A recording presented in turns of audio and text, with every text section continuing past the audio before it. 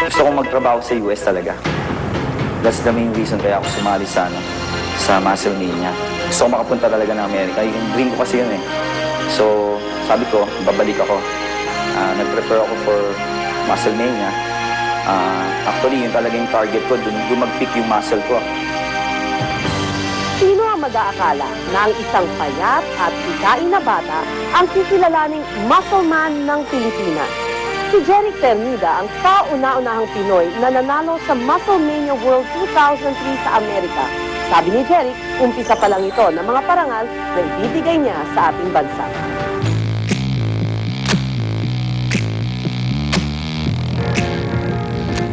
Si Roderick Ternida, 33 anyos, the mass monster kung tawagin, Tubong Taytay, Rizal. Nobyembre taong 2003, ginanap ang Musclemania World sa Redondo Beach, California. Ito ang itinuturing na pinakamalaking paligsahan ng mga bodybuilders mula sa iba't ibang bansa. Sa 12 nagpakitang gila sa lightweight division, nangibabaw ang galing ng Pinoy na si Ternida. Champion Roderick Ternida. Ang pelikulang Pumping Iron ni Arnold Schwarzenegger ang nag-engganyo kay Roderick o Jeric na magpalaki ng katawan. Kasi, dedicated siya eh. Sa ginagawa niya, talagang makikita mo yung dedication niya. So, yun, in-idolize ko siya. Meron pa kami para lang lumaki. Kasi di ba, nakikita kasi namin sa mga medyo nanginginom. Madaling lumaki. Parang manas pala yun. Ginawa namin, uminom kami ng beer, tapos kakain kami ng isaw. So, para lang lumaki kami, minanas kami. Siyempre naman namin alam eh. Palibhasa may hika, payat at sakitin si Jeric noong bata siya. Matis siya.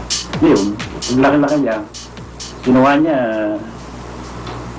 laro-laro, nililibot namin siya doon sa dagat, doon sa Luneta, para maalis yung kanyang pare. Sa edad niya noon na 21, matanda na kung tutuusin si Jeric na magsimulang magbuhat ng barbell. Di tulad ng ibang may trainer pa, si Jeric ay niwalang pang-enroll sa gym. Yung bench press namin noon, ano lang eh, ginawa lang namin kahoy lang eh. Tapos yung baras, yun ang mga piece of equipment na una kong ginamit. Kaya nag-ipon na lamang siya ng pera pambili ng libro ni Arnold Schwarzenegger na ginamit niya bilang gabay at inspirasyon sa bodybuilding. I never enrolled sa gym on my own. Aral lang ako. Bili ako ng libro ni Arnold, ng libro ni Franco Columbu, then mga magazine. In the long run, tutunan ko rin sa ibang experienced bodybuilder. And nakita ko yung para sa akin. Taong 1991, isinumpa ni Jeric sa sarili na balang araw, sisikat din siya sa larangan ng bodybuilding. New Year na New Year mismo yon, yung parang sinimula niya talaga yung namin. Nagpa-picture siya, tapos mismong New Year's Eve, hindi na siya nag-New Year eh. Natulog lang siya. Kasi the next day, yun na yung start eh. Parang gusto niya yung, gusto namin si recorded na talaga. At matapos nga ang 3 taon, sunod-sunod na ang mga inuwing tropeyo ni Roderick galing sa iba't ibang contest sa bodybuilding.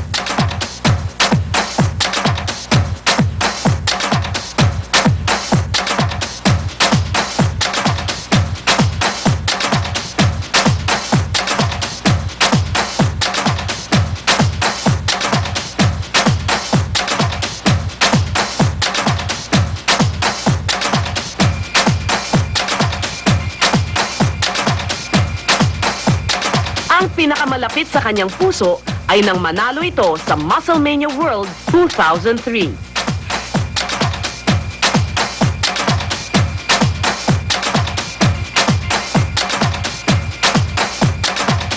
Yung aalis na ako nung wala pa yung visa ko. Yung 13 na yun, hindi nakalis ko November 13. 10 o'clock na umaga dumating yung visa. So, on that day, ang alis ko is November 13. Wala pa akong plane ticket. Nag-iingi ako ng pondo kasi talagang goal na goal na ako sa oras eh. Almost di na ako nakakapag-training nun. Pag-ayos ng papers, everything, yung mga solicitation.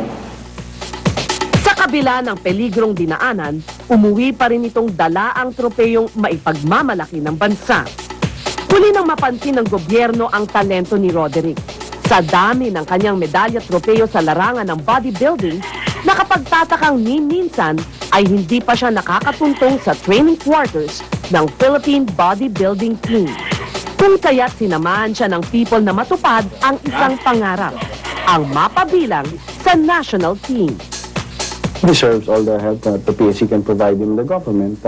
President Gloria has started it, and of course, kami sa PSC, mahal namin yung mga katulad ni Jeric na talagang, coming out of the masses, di ba? Biglang showing up and honoring us with the Musclemania crown.